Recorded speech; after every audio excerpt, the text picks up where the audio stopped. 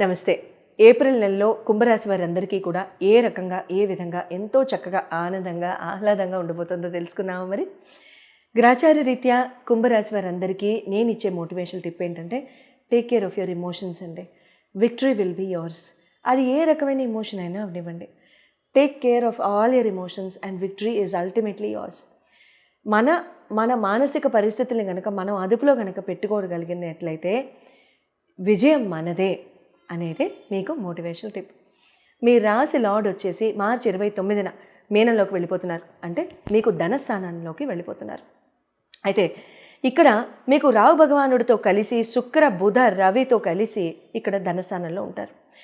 తర్వాత ధనపరంగా మీకు ఆల్రెడీ కలిసి రావడం మొదలై ఉంటుంది, ఇంకా కలిసి వస్తుంది కూడా. గురు భగవానుడు మీకు చతుర్థంలో, కేతు భగవానుడు అష్టమంలో, కుజ భగవానుడు పంచమ స్థానంలో.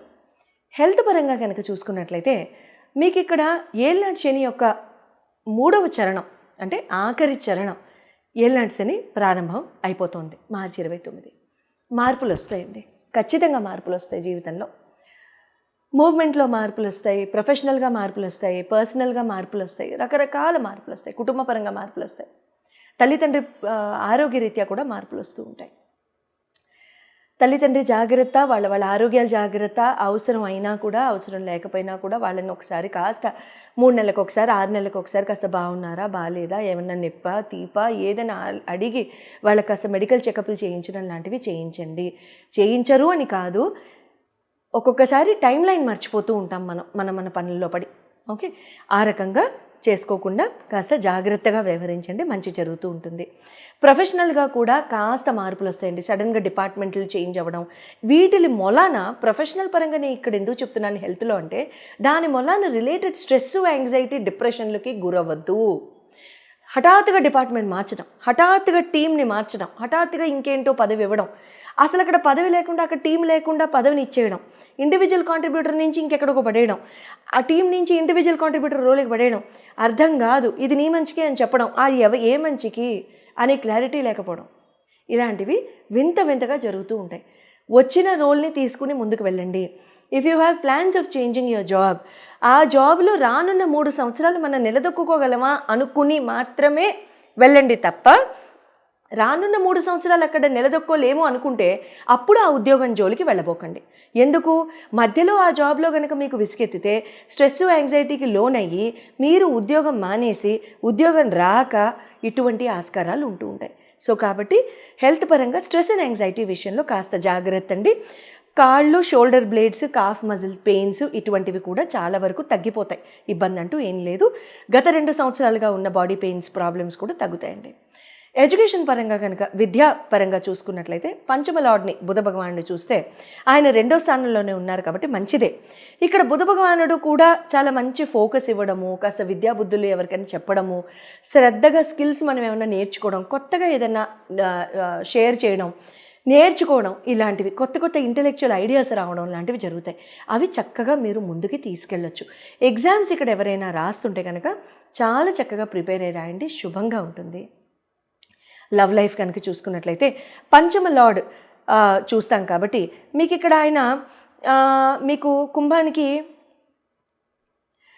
మీకు బుధ భగవానుడు కూడా 2nd హౌస్లోనే ఉన్నారు కాబట్టి లవ్ లైఫ్ కూడా బాగానే ఉంటుంది, ఇబ్బంది లేదు. మిస్అండర్స్టాండింగ్స్ ఏమన్నా ఉన్నా కూడా తొలగిపోతాయి, ప్రాబ్లం లేదు. కమ్యూనికేషన్ క్లియర్గా ఉంటుంది, ప్రాబ్లం అంటూ ఏం లేదండి. మ్యారేజ్ హౌస్ కనుక చూసుకున్నట్లయితే 7వ లార్డ్ రవి భగవానుడు కూడా 2వ స్థానంలోనే ఉన్నాడు, మంచిదే ఒక రకంగా. కానీ సుపీరియారిటీ కాంప్లెక్స్ పెరుగుతుంది, డామినేటింగ్ యాటిట్యూడ్, కాంప్లెక్స్లు పెరుగుతాయి. డామినేటింగ్ యాటిట్యూడ్, కొంచెం అదొక రకమైన ఎడమెన్సీ, ఇటువంటివి ఉంటూ ఉంటాయి అన్నమాట. తర్వాత కాస్త టైం కేటాయించండి. అంటే మ్యారిటల్ లైఫ్లో ఇరువురికి కూడా కాస్త టైం కేటాయించి చాలా చక్కగా మృదువుగా మాట్లాడటానికి ట్రై చేసినట్లయితే శుభంగా ఉంటుంది. కెరియర్, బిజినెస్ పరంగా చూసుకున్నట్లయితే 9వ లార్డ్ శుక్ర భగవానుడు, 10వ లార్డ్ వచ్చి మీకు కుజుడు.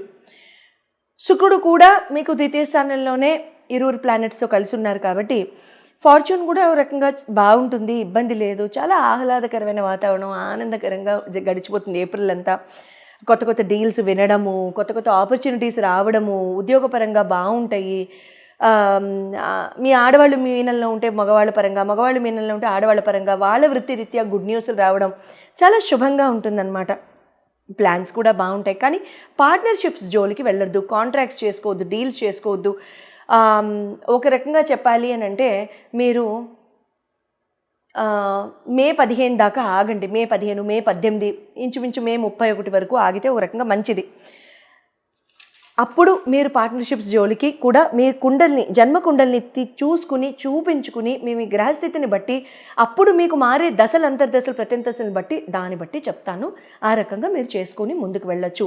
బిజినెస్ పరంగా కూడా ఏమైనా థాట్స్ వస్తే హోంవర్క్ ప్రారంభించండి. గ్రౌండ్ వర్క్ అంతా కంప్లీట్ చేసుకోండి, ప్లాన్స్ కంప్లీట్ చేసుకోండి, స్కేలప్ చేసుకోవడానికి ట్రై చేసుకోండి. బట్ నేను చెప్పిన డేట్స్ నుంచి ముందుకు వెళ్ళొచ్చు.